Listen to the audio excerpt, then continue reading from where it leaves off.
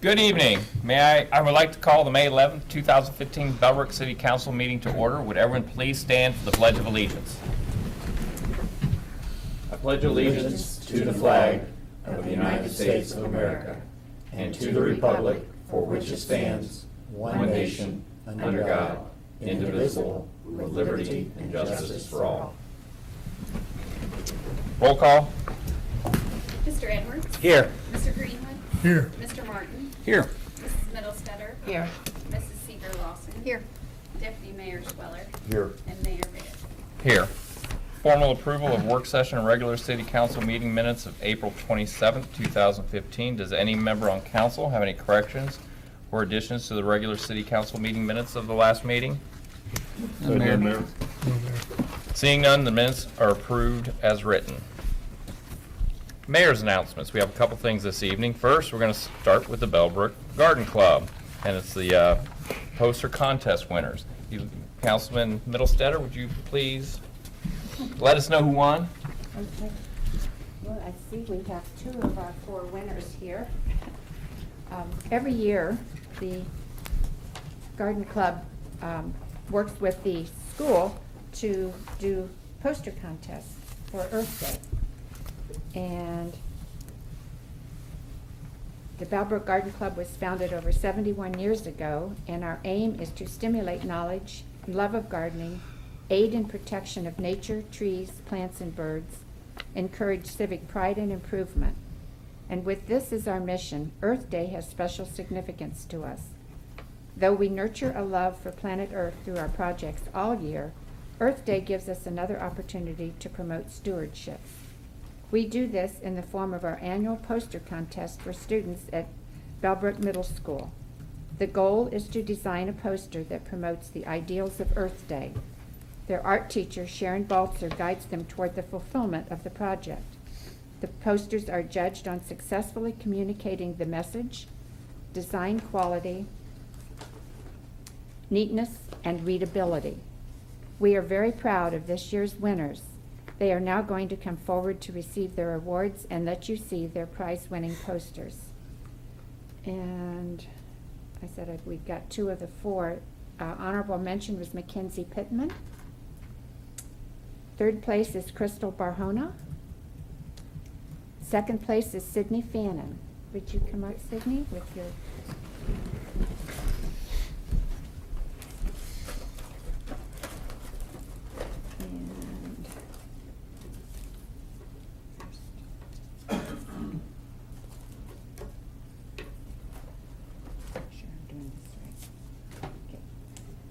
You to stand up here so they can see your poster and hold it in front of you.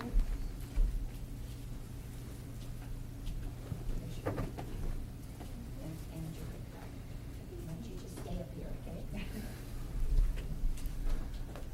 And first place goes to Michaela Kinsley.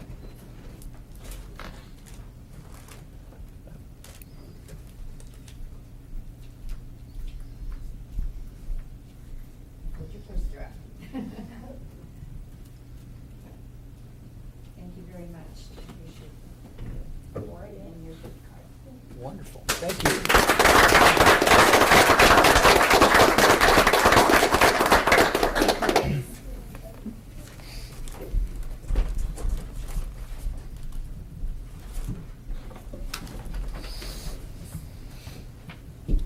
I'd like to thank both the girls for coming out tonight, and great job on the posters. Congratulations. Moving on with mayor's announcements. Police Chief Daughtery, we have some police recognition this evening. Would you please come up?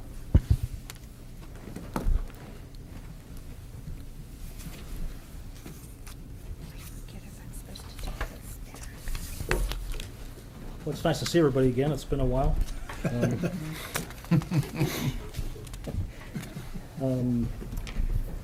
Tonight marks the first night of Police Week.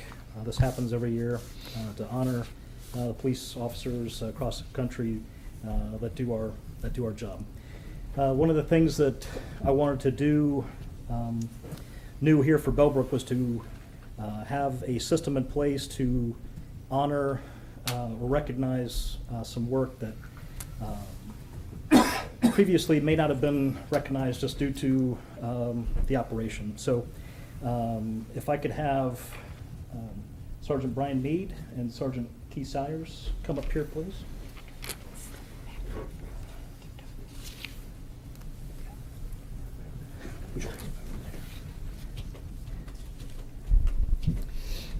The two sergeants are being recognized tonight for a leadership award. This is a recognition bestowed upon police officers who have displayed continued leadership within the organization on a daily basis throughout the year.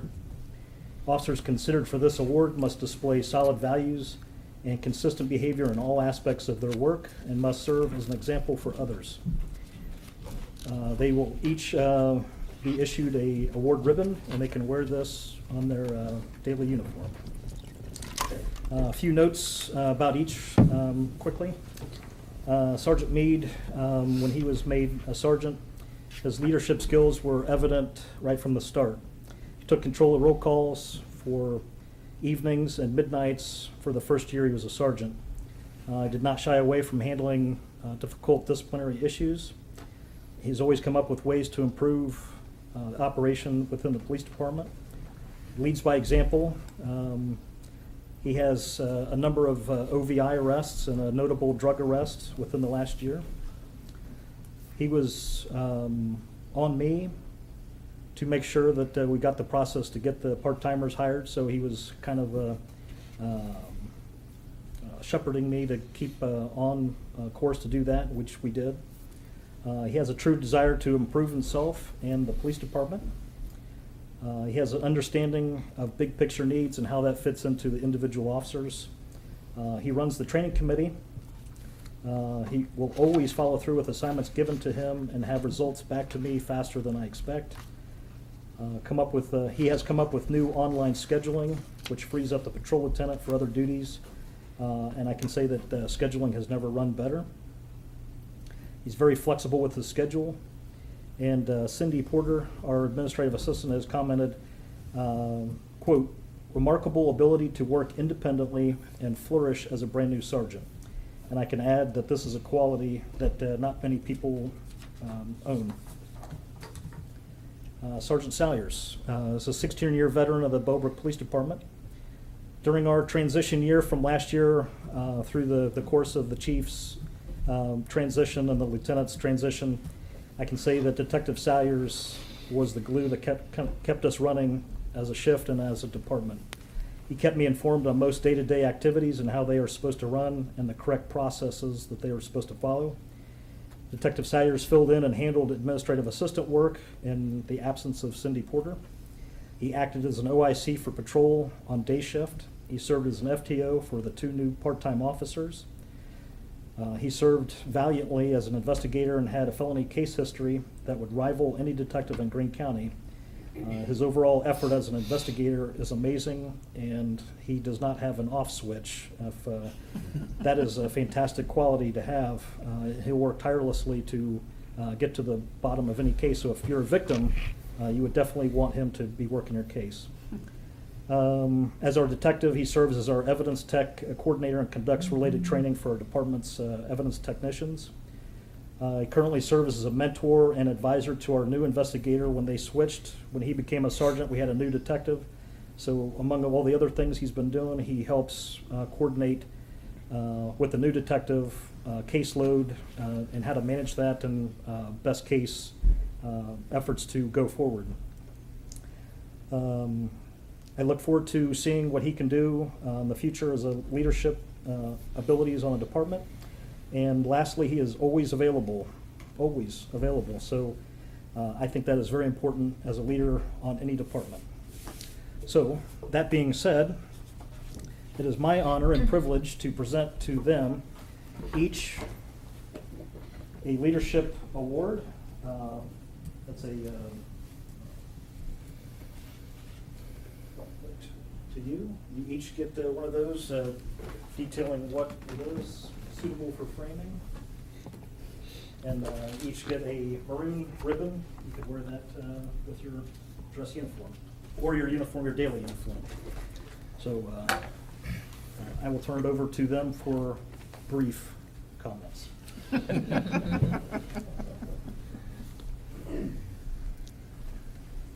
I read between the lines there. I'd like to thank the chief for giving me this award tonight. I just look at coming in and doing my job and doing it the best I can.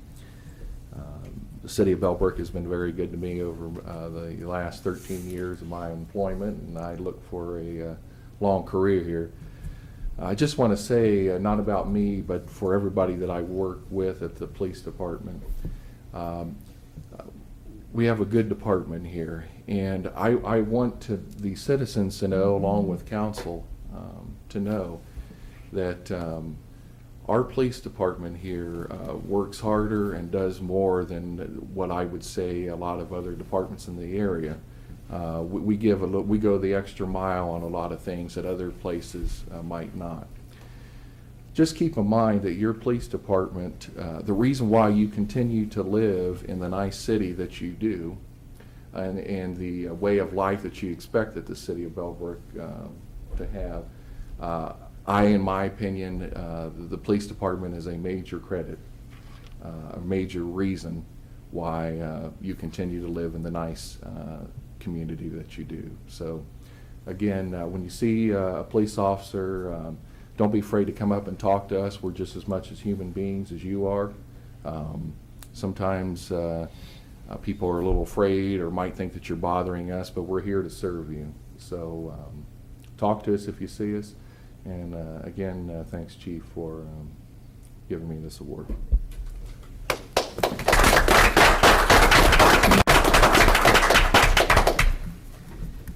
Council, Chief, thanks for the award. What Sergeant Meade expressed about the city of Bellbrook and the police officers, that's all comes very true. We have very quality police officers, and they handle themselves in a very professional manner. And I speak with that when I went to Costco probably 2 weeks ago with my wife and my child. I was in uniform. I just got off work and went up there and met them for lunch. And a little girl, Bellbrook resident, came up and she asked if she can have her picture taken with me. And so I expressed with Sergeant Meade, if any citizen sees us, feel free to come up. We'll be more than happy to get a picture with you. We're not the bad guys out there.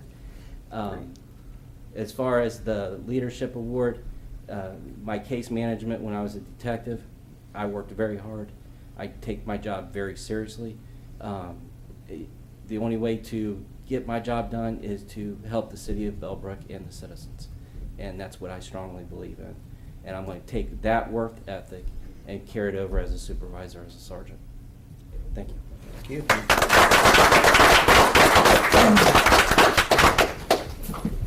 I'd like to congratulate both Sergeant Meade and I'm going to keep saying detective, Sergeant Salyers. So thanks for the hard work, and we really appreciate your service. So thank you very much. Anyone on council have anything else they'd like to add? Mayor, just like to thank them for the good job they've done, and I think we've done a lot of transition in the police department, and I'm happy to see a lot of our guys who have been with us long term, and we're starting to continue to promote from within and move it up that way in the rank and file. I think that's what should be done. I'd just like to make a comment. I really appreciate your work. There's an article in the Dayton paper, I think it may have been Saturday, listing cities and towns. Bellbrook was mentioned. We're one of the safest. The small towns, they say, are best places to live, and I've lived here a long time. I've also lived other places before, and this is the best, and it's due to a lot of hard work by gentlemen here. So I really appreciate it. Thank you. I've had occasion to interact personally with these gentlemen on cases, and I can guarantee you they go the extra mile to get things solved. So really appreciate it. And thank you very much for your service. Really appreciate it. Nothing further, then we will move on. That's all of the mayor's announcements and special guests this evening. We have introduction of ordinances. Ordinance number 2015-5. Mrs. Middlestetter. Yes, thank you, Mayor. Ordinance 2015-5, an ordinance repealing Chapter 1220, Planning Board of the Bellbrook Municipal Code. Whereas the City of Bellbrook periodically reviews the Bellbrook Municipal Code And whereas Chapter 1220, Planning Board, was determined to be in conflict with Section 8.03 of the Charter. And whereas the city desires to repeal Chapter 1220, Planning Board in its entirety. Now therefore, the City of Bellbrook hereby ordains Section 1, that Chapter 1220, Planning Board of the Bellbrook Municipal Code, a copy of which is attached hereto, be deleted in its entirety. Section 2, this ordinance shall take effect and be in force from and after the earliest period provided by law. Yes, as you can see from the next four ordinances, I've spent some time reviewing Chapter 12 of the Municipal Code. What I found is this section of code was originally adopted in 1977. In 1987, there was a charter change that changed this, and it's different in the charter, but the municipal code was never changed. This was repealed. So for a period of time, for 10 years, to be on the planning board, you actually had to be elected. It was an elected position, not an appointed position. But in 1987, they amended the charter to go back to appointed because they weren't getting anyone to actually run for the positions. I went back to the minutes of 1987 when they put it on. So basically what this does is repeal a law that's on the books that we haven't used for 30 years now. So, but that's what this is. Any questions? So this is just an introduction. We will have a public hearing at our next meeting. What chapter's next, Mark?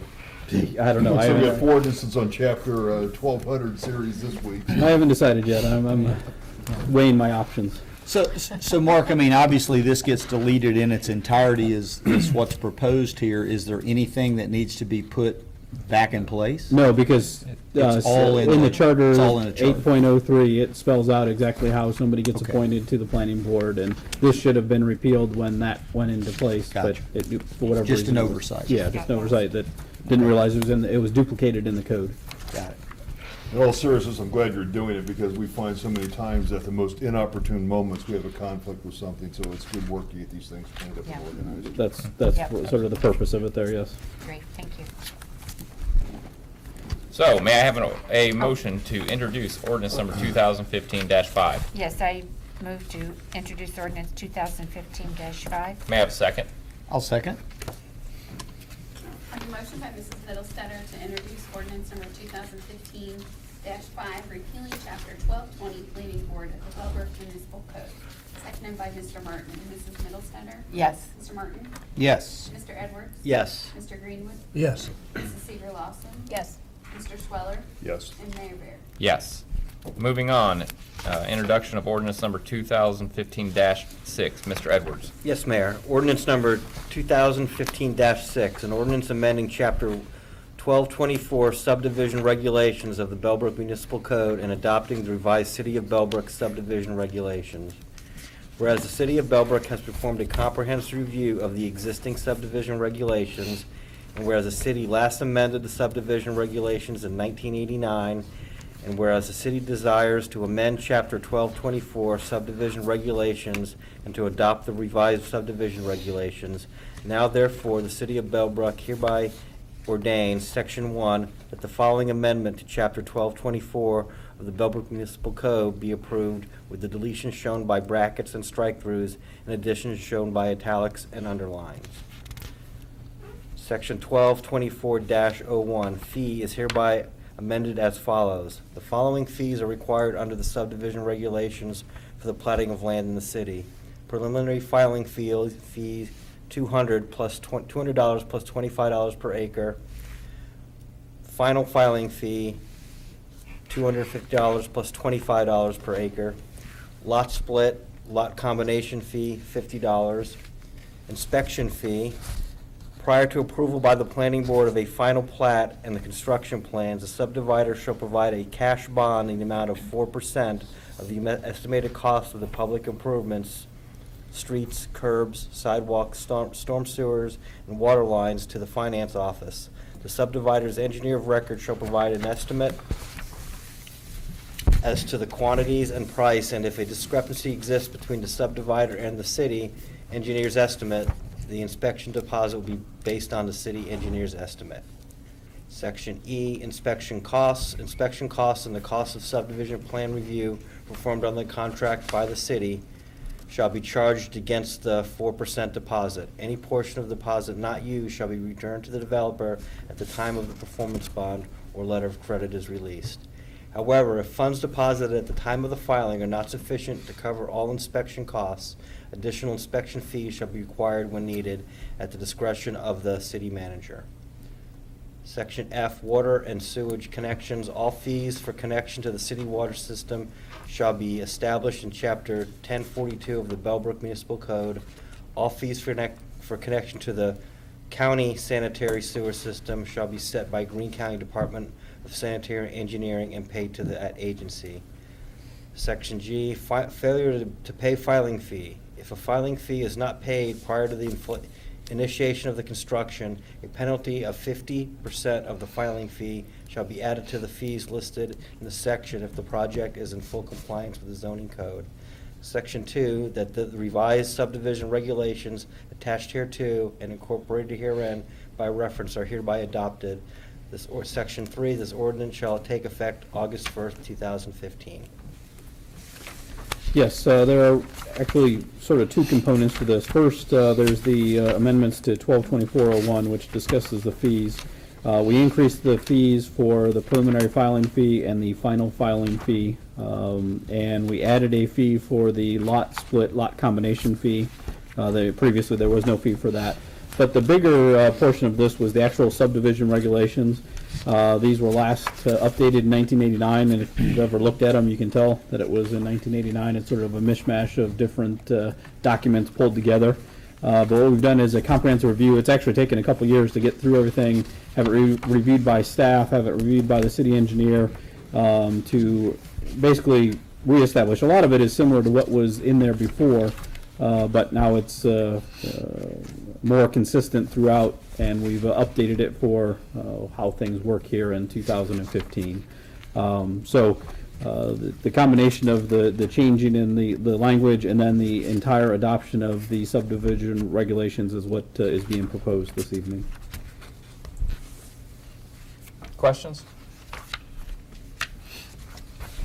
Seeing none, may I have a motion to introduce ordinance number 2015-6? I'll make a motion, Mayor, to introduce ordinance number 2015-6. May I have a second? I'll second. I have a motion by Mr. Edwards to introduce ordinance number 2015-6, amending Chapter 1224 subdivision regulations of the Bellbrook Municipal Code, seconded by Mrs. Seeger-Lawson. Mr. Edwards? Yes. Mrs. Seeger-Lawson? Yes. Mr. Greenwood? Yes. Mr. Martin? Yes. Mrs. Middlestetter? Yes. Mr. Schweller? Yes. Mayor Beard? Yes. Moving on, ordinance number 2015-7. Mr. Martin. Thank you, Mayor.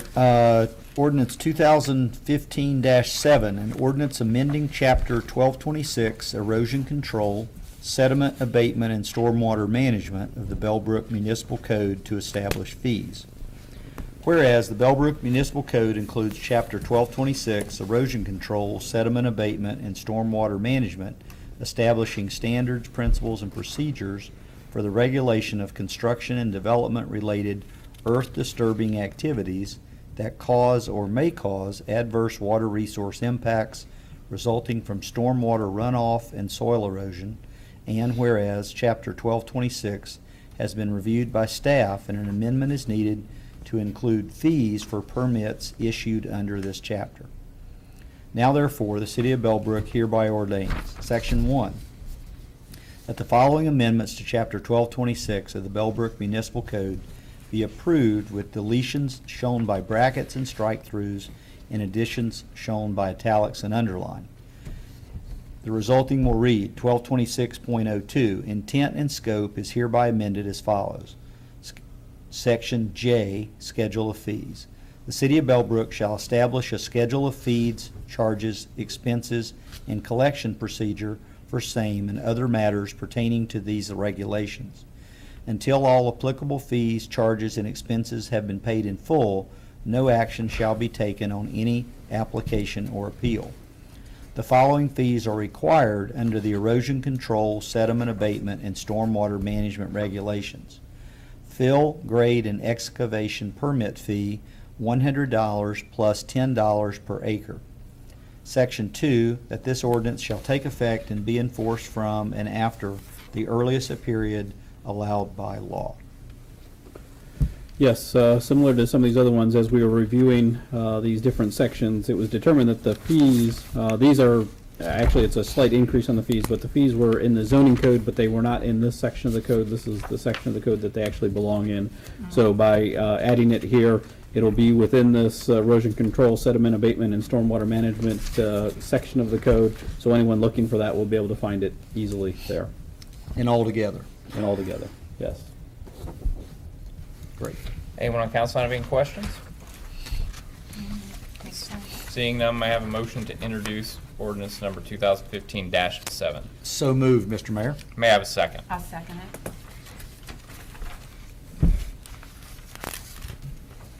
A motion by Mr. Martin to introduce ordinance number 2015-7, amending chapter 1226, erosion control, sediment abatement, and stormwater management of the Bellbrook Municipal Code to establish fees. Seconded by Mrs. Middlestetter. Mr. Martin? Yes. Mrs. Middlestetter? Yes. Mr. Edwards? Yes. Mr. Greenwood? Yes. Mrs. Seeger Wilson? Yes. Mr. Schweller? Yes. Mayor Bear? Yes.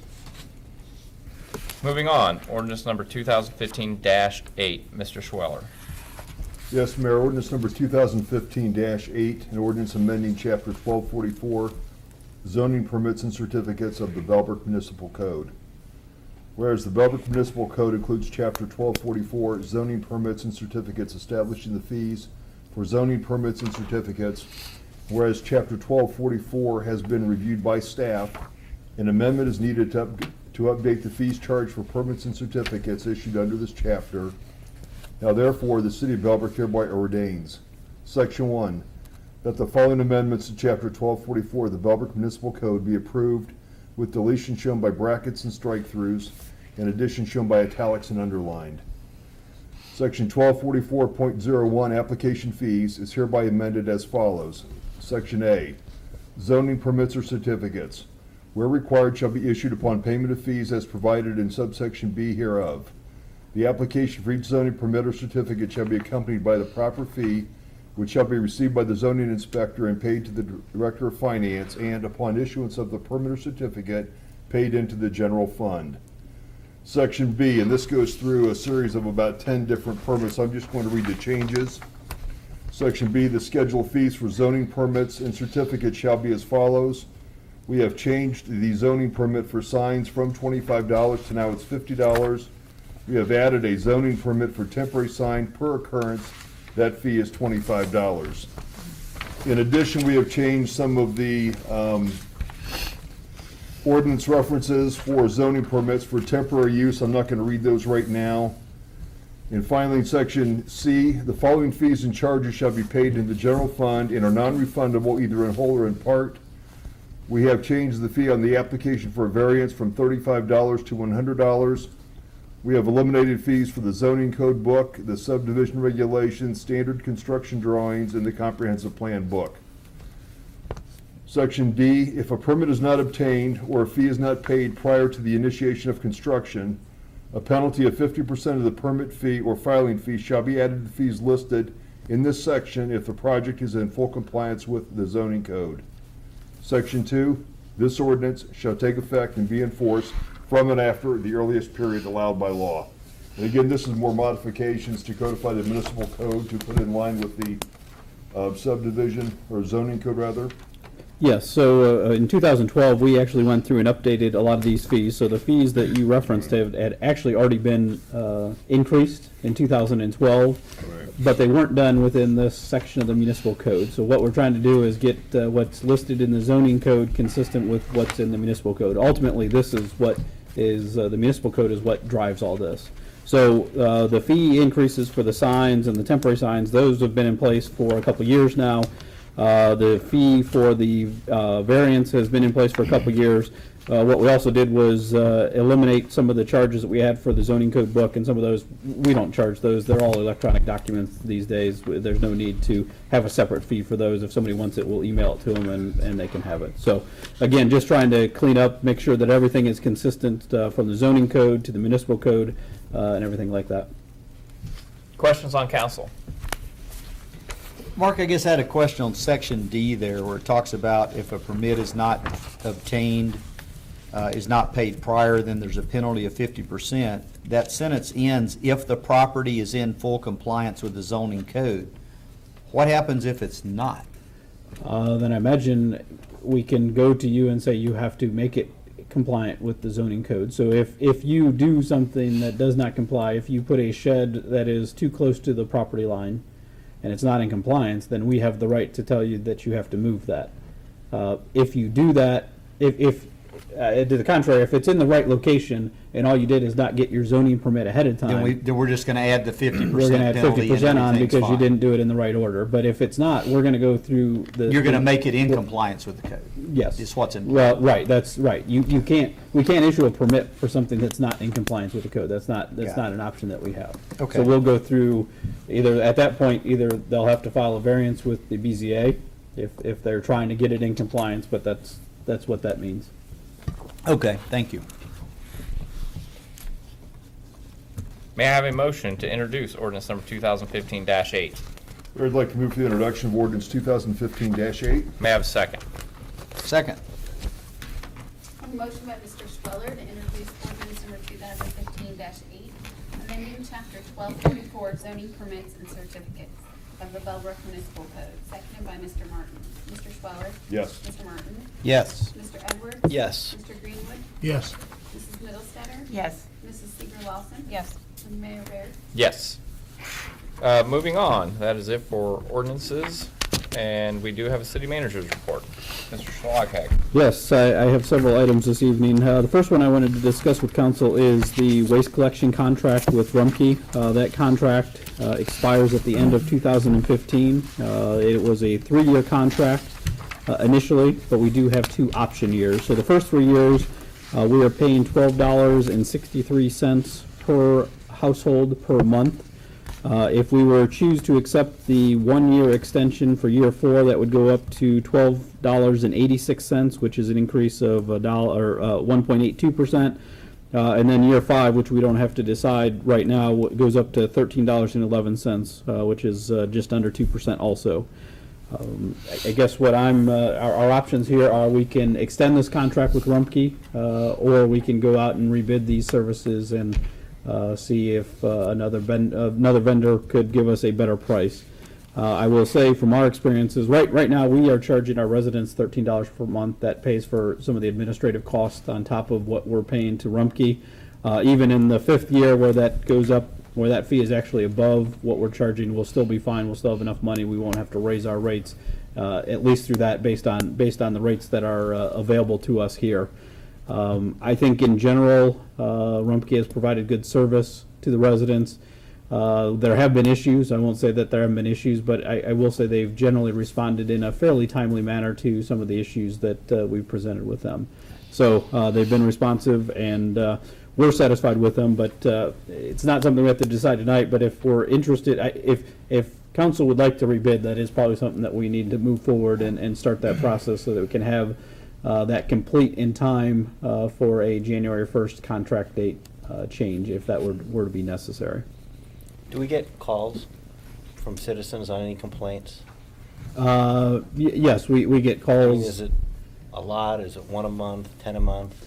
A lot of those go through utility billing, so I don't get many. Not many of them get to the point that they're not resolved, I guess, or they're not resolved to somebody's satisfaction that they get to me. A lot of times there's missed pickups.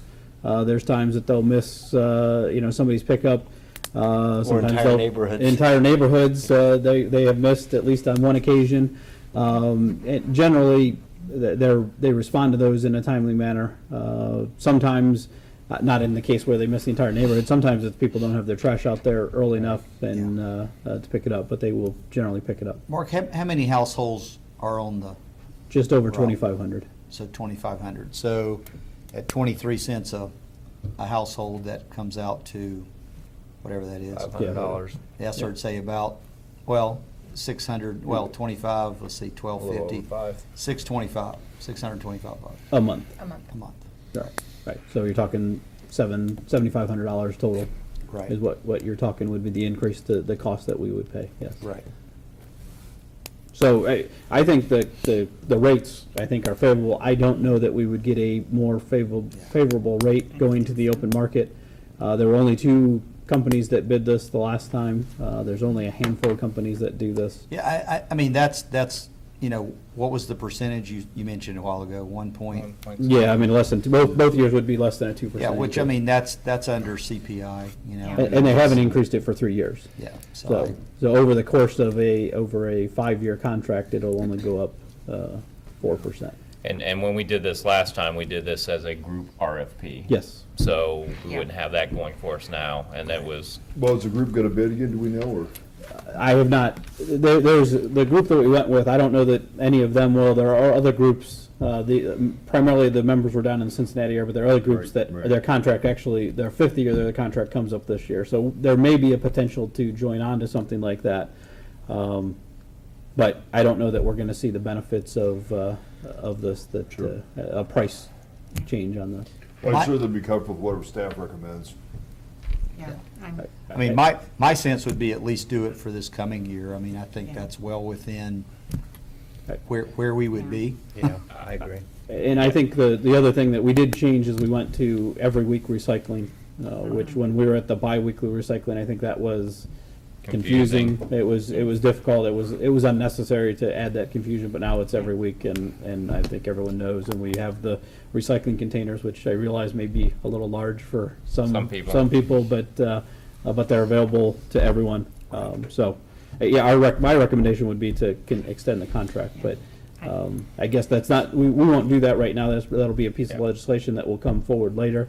But if council's fine with that, obviously, if anyone that's watching this or reading the minutes, if they have any input on that, we'd certainly take that. And if somebody has an issue, then we. And if there is a group that makes sense for us to be a member of that would want to rebid, provided how much work that is, that might be worth doing for looking forward. But, I mean, right now, this looks like it'd be in good shape. it's a very, I mean, the only thing I would maybe do is just check a couple other rates, if you can compare apples to apples, because I remember in the past, we didn't have the grass clippings, we didn't have, now large pickup. So I mean, overall, this price, as I remember discussing this when we decided to go with them, was very reasonable. That's so. what I recall. Well, I do know that the city of Centerville, they do their own trash collection, and they charge at least $18 a month for the service.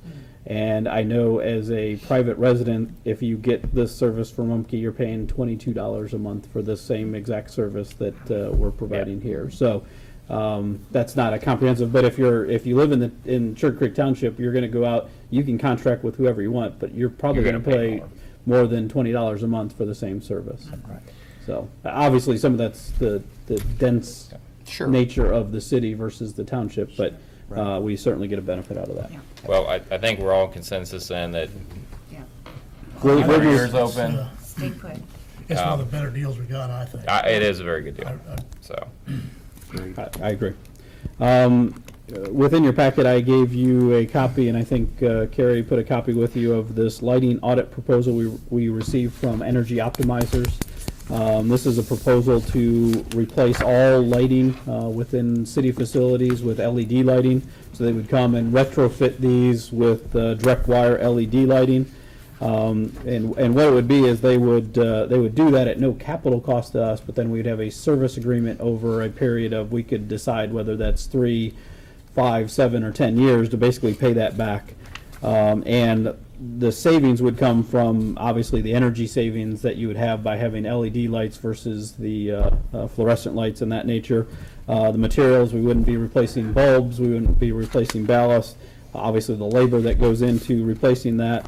We'll more than likely have improved lighting with the LED lighting. And then there would be, they would install occupancy sensors, so the lights would only come on when somebody's in the room, things of that nature too. So basically their proposal, if you went with a 10-year agreement, the fixtures are guaranteed, they're warranted for 10 years. We would pay over a 10-year period, but the LEDs have an expected life of 20 years. So over a 20-year period, they're anticipating savings of $200,000+. I don't know how you ever really quantify that, because unless you have a meter on every light and you know what it is today, But I think to say that if we could just break even with the cost of replacing all our lights and save energy cost with that over a 10-year period, I think we'd be ahead to do that. And I think the technology over time is going to improve to the point that you won't be replacing bulbs, you won't have to deal with ballast, you'll have all those things. So. Only question I have is what happens at the end of the contract? Do they come and take their stuff out? No, or No. do it's ours. It's ours. It's ours. Okay. So it's ours, and during the term of that contract, they'll service anything. So if they'll leave us a stock of bulbs. So if there is one that goes out, which they don't anticipate there's going to, we can replace it. And then the outdoor lighting, they'll actually come and replace them for us during the term of that time, because we have the capability, but I know other entities may not have a bucket truck at their disposal to go fix a pole light out in the parking lot or something like that. So no, it's ours. Once we from day one, it's ours. We just have to do it over the term of the service agreement is what we pay, basically a monthly service fee. And I will probably recuse myself from this because we're Vectren. We're working with them right now to do all of our buildings, and a lot more detail. Could go into it for a long time, but I think in the big picture right now, it's essentially a performance contract where the savings are going to pay for any additional annual expenses. So it's sort of revenue neutral. But so, like I said, I'm going to keep my opinions to myself. But Did they come to us, Mark, or did we solicit the bid, or? No, they actually came to us. They are working, I believe, with the Bellbrook schools right now also. Have we checked any of the references or anything, or? I have not to help on the directly. Better Business Bureau when they have names? they've got all kinds of awards. They're Yeah, it's yeah. big They're- it's very Growing very company well in known. Tip City. Yeah. So I am assuming that the technology is now at a point where it makes sense to do this, because you're saying, the technology would keep improving. Are we ahead of the technology, or I don't think so at this point. I mean, Not with I'm not an LED expert, lighting. but I think we're probably, LED lights have been out for, well, a long time, but in this application, they've been out for a number of years, and I think I just bought some over the weekend, and the price, continues to go down, and then the quality of what it is, where it used to be a real white light that, Well, those are CFLs. These are LEDs, so there's a big difference. These aren't It's CFLs. better quality light and it's. Yeah, these are light, LEDs, which less is newer energy technology. usage. Right. Yeah, CFLs are the LED's ones fairly But even some of the Yeah. LED ones Yeah. had the different. I mean, they have all different levels of light and things like that, and the warmth and things of that nature. So, I don't think we're I don't think we're on the cutting edge, and we're going to be the only ones with this lighting. I mean, a lot of school districts are the ones that are their primary customers because they have a lot more lighting needs than a municipality does. But when you if you looked at the lights, anyone who's been in our service garage and you see the lights there, you can just hear the electricity going through them because of the type of fixtures they are. Yeah. And this is going to not only replace those, but I think in that application will definitely improve the lighting significantly. Well, I know because we did the museum, replaced the fixtures there with the LED, and the incredible improvement in what you could see. We Right. had a special one on a particular painting that was in the kitchen area, and the difference was phenomenal. So, The other thing to mention, I think you probably already have, is the DPL incentives are really quite large now. Well, and that's all rolled into their savings. There's rebates or incentives from DP&L to do this, and that's all, they incorporate all that into their costing model there, so it's Right. in there. So we don't have to do anything I was gonna say, outside of but this. that's their responsibility to make responsibility, sure and- all the right things are done and the right forms are filled out and all that. And if for whatever reason it doesn't happen, we have a contract stating, here's what we're paying, and that's Right. their issue, not. So not that our becomes issue. their risk and Yes. not ours. I have to recuse myself too. Yes. yeah, kind of. But at least from the discussion, we Yeah. can, that's why, there's nothing to act on, but I just wanted to make sure that everyone was fine with the concept of what we're doing here, or what and I think, again, there'll probably be legislation that will have to come to authorize a contract, in which case we'll have to have at least 5 people. What length of time are we looking at? Did I miss seeing? Well, within there, what they proposed is over a 10-year, and that's No, the, No, I mean to do it. to do it, August something.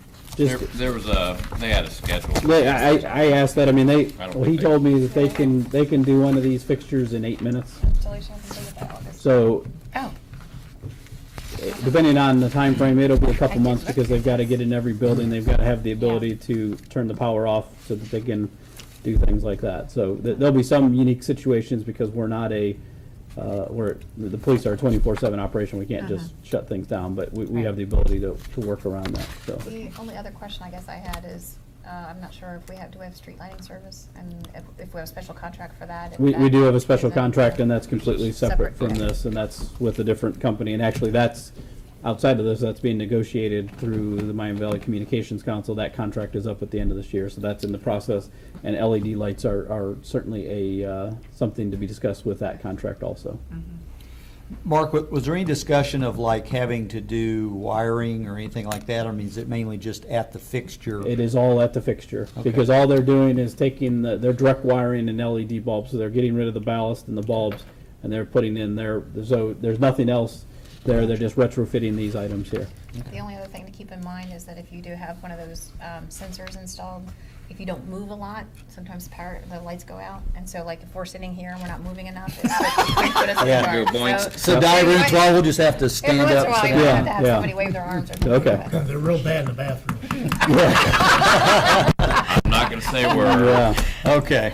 I'd like to make a few Definitely. comments on that. Would it be within the scope of our service department to do some of this? Because like the description is, you take, like this light fixture here, you just take the bulbs and the ballast, straight wire it through, stick the bulbs back in, like you said, 8 minutes.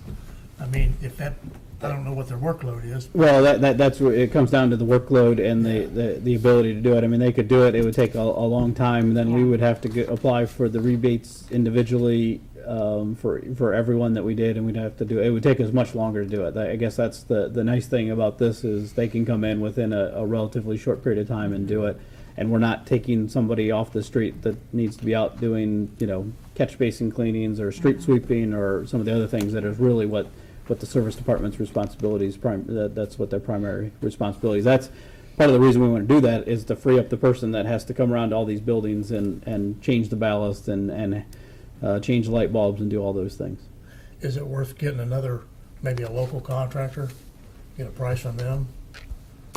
I mean, this stuff's done all the time. I do it where I work. I mean, it's.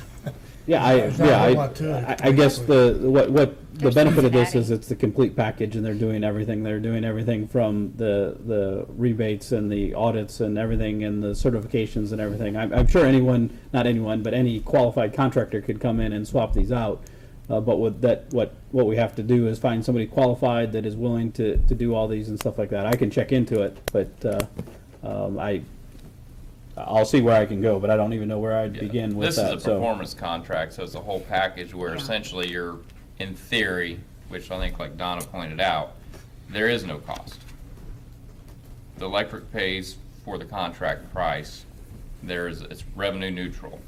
Well, I mean, as their cash flow shows, I mean, you kind of, you start out in the hole, $5 Right. grand, and then you kind of work your way back up. Yeah. And then on the back end of this, the second 10 years, when they're out of the picture, is where you really It's all Make free the then. money. Right, 'cause you're not- It's make all the savings. bonus. I mean, it's, As long as the life of the fixtures lasts that long, then yeah, Correct. that's where your real savings come. right. And you can shorten that contract and you get that payback a lot sooner. Obviously, you pay more up front. Sure. But if you shorten it to a 3-year contract or something like that, you could get it, but you'd pay a lot more up front. Right.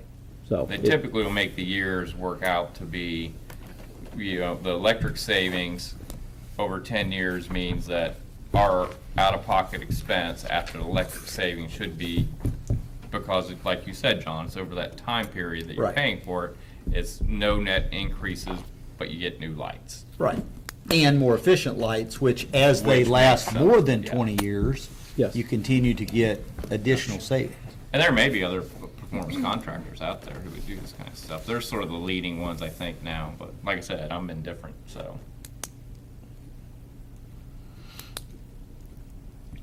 I mean, I think it makes sense. Like I said, it seems like the right thing to do. I mean, I don't know how easy it would be to go find somebody else and get a competing proposal, but it sounds like these guys are known in the industry. They're a large outfit that do a lot of this.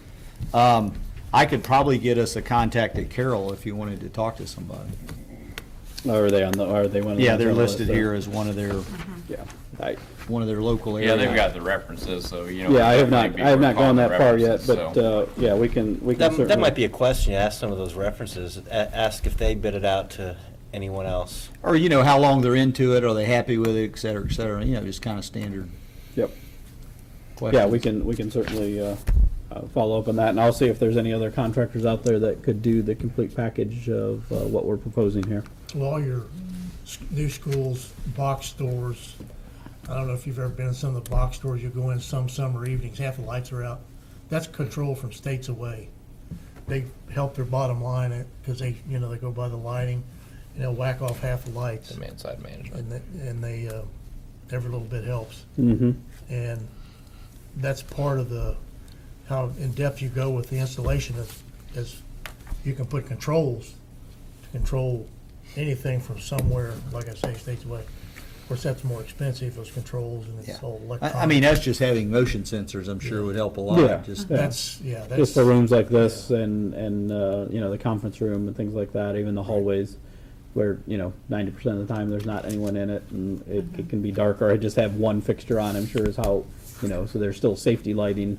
Yeah. But there's enough, but as soon as somebody walks in there, they'll come on, so. I don't know, by seeing things the past couple of years, I think there may still be a little bit more room for price drop on the LEDs. They're still falling. Of course, I don't know where they're gonna end, but Right. The issue there is we'd be able to get the huge rebates. Yeah, well, that's true. yeah. And how much do you lose in the meantime by having these fixtures in here? Is it worth the drop in price going forward? So, I'll continue to do some research on that, and I'll get back to you. At the last meeting, I mentioned the bicentennial 2016 that will be coming up, and the planning for that. Talked with a couple people, and I think what my proposal is that we have a meeting of interested parties. I was thinking that maybe the Community Affairs Committee could sort of be the lead on that, but we would try to set a date and time for a meeting, and then invite anyone that we can think of that would be interested in having some input or some participation in this. My short list was the Museum Board, the Historical Society, the Chamber of Commerce, Sugar Maple Festival, the Lions Club, the Park District, and the Township. But just have a meeting that we can at least just sort of see who's interested in doing what they envision this looking like over a period. Is it a one-day event? Is it a 3-month event? What is it that they want to see, so we can start planning for it and get the appropriate people in place going forward. So just looking at things, I was looking at Wednesday, May 27th or Thursday, May 28th, just in the evening, just to throw a date out there. But if anyone has any other ideas or conflicts and we want to look at something different, What were the dates? 27th? 27th or Yeah. 28th, the week after Memorial Day. Yeah, but Memorial Day Monday is out of that week. But- Yes, right. I won't be available for them, but that's okay. So I will just go ahead if those dates are fine, or I'll check if the Community Affairs Committee, I obviously will be involved, but I think we just need to have some leadership. Ultimately, I don't know that it's the city that needs to be the one planning this entire event, but I think we need to be part of the process, to say the least. Absolutely. So that's what I'm trying to get, and we'll see who we can get to come to that. Okay. A few other items. The bike path between Little Sugar Creek and Sansucci is closed probably for 1 to 2 weeks. They're doing the retaining wall work along there. There's a retaining wall on the creek side of that path. There's a fence that sits along there that you wouldn't even know there's a retaining wall there because it sits down. It's on the creek side there. You wouldn't know it's there, but it's in it's old paver blocks that have suffered the effect of salt over the years and things like that. So we have a contractor. We closed it today. We started doing things. We took the fence down. That's why we don't want anyone along there. It's probably a 8 to 10 foot drop off the side of there. So we don't want anyone along there. So that should take 1 to 2 weeks, depending on how quickly the contractor can get in there and do what they need to do. The parking lot here at this building. It was open this evening, but the contractor was here this morning, this afternoon, doing all their prep work. They plan to be here tomorrow to resurface this entire parking lot. So it's probably going to be closed for the next 2 days as we finish that up. So it's a bit of an inconvenience, but there's no good time to do that work. You got to do it at some point. So we got to deal with fire departments. We got businesses over there. We have people with garages that come in off of this alley. We've got our own police cruiser. So we're trying to make it as quick as possible, but hopefully we'll get it done in the next couple of days. Mark, are they gonna scrape the surface off and put new surface on, or is it just going over top of? They did that where it was needed. So that's what they were in here doing today. They milled off around the catch basins. They milled off where there's transitions between concrete and that, but they're not taking it all off. They're just going to resurface over the top of the rest of it. Okay. And one of the things that we're proposing to do with this is restructure the parking in this lot. Instead of having it down the middle, we're going to have parking on either side, and the middle will be open. So when you come in, you can either go right or left and pull into spaces and not have that center lane down the middle that just seems to get in the way there. So there'll be parking along the fire station on that side. The parking on this side will stay the same. So we're proposing to do that. We won't lose any parking spots, but I think it'll be a little easier to maneuver around and things of that nature. So that will be done. And then the last thing I have, Sugar Creek Township is having a Safety Services Public Input Meeting, May 19th at 7 p.m. It's at the Bellbrook Middle School. That is their meeting that they're going to talk about the proposed fire district. That is currently not going to be enacted, but they want to talk about that. They want to talk about the future of their safety services within the township and who's paying for what and things of that nature. So if you have any interest in that and can attend, that probably be a fairly interesting meeting to see what they have to say. You said it's May 19th at what time? 7 at the middle school. Tuesday. That's all I have. Any questions for our city manager this evening? Seeing none, we'll move on to committee reports. Service, Nothing tonight. safety.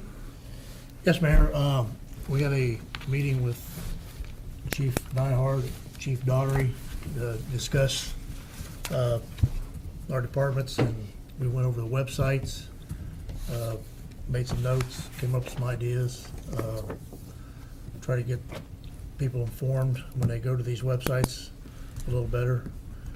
And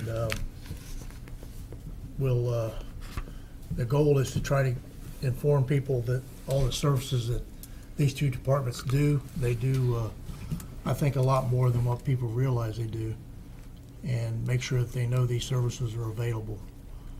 And so we're going to work on that.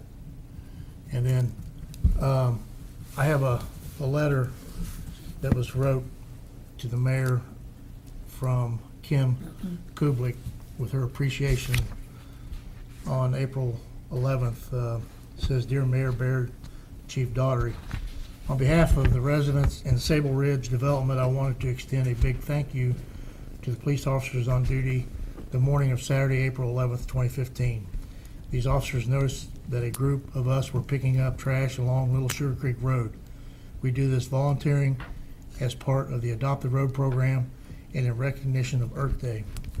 Though we all wear safety vests, car traffic picks up quickly on Saturday mornings, and our adopted road has no sidewalks.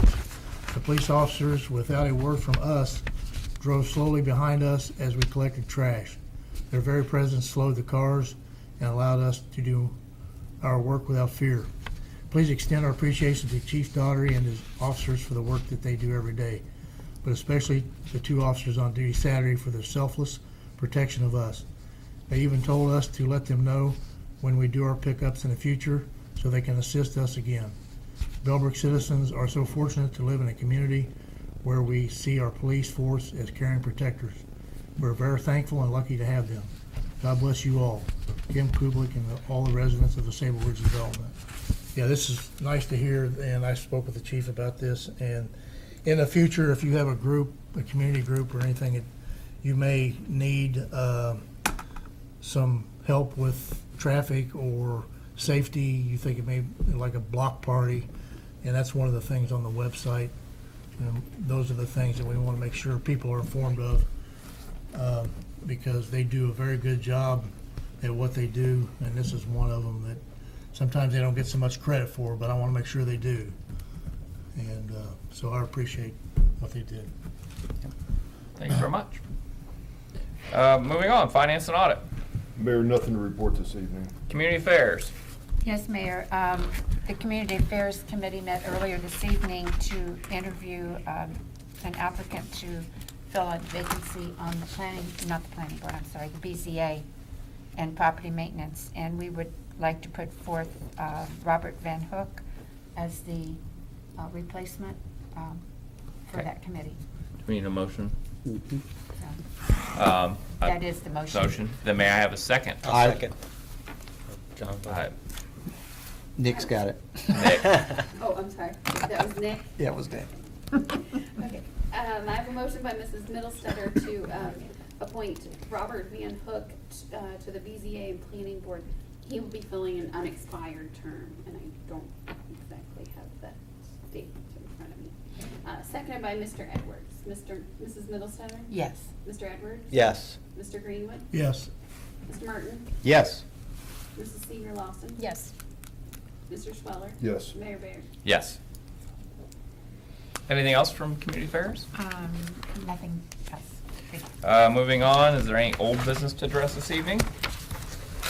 I see one bit of new business, as everyone knows, coming up is, I hope everyone knows, our community garage sale. This is a huge event in Bellbrook. It's coordinated by the Chamber of Commerce.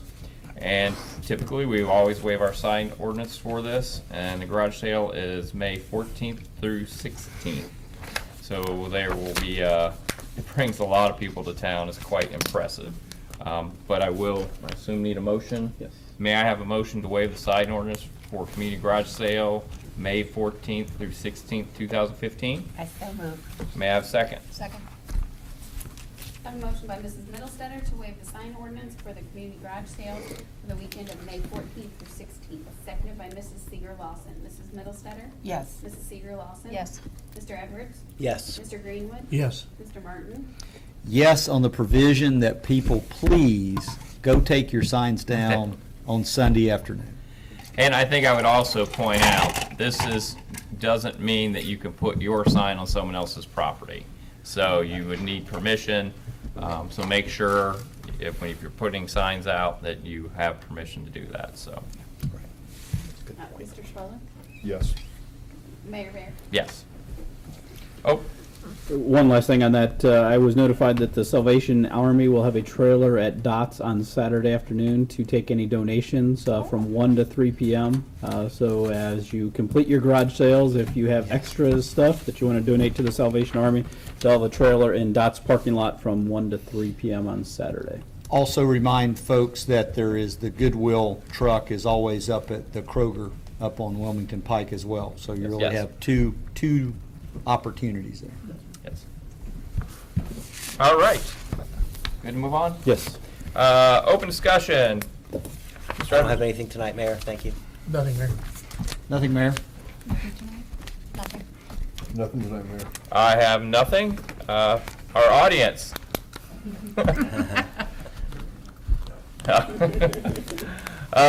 Does any member on council have any other business to come before us at this council meeting? Seeing none, this meeting is adjourned.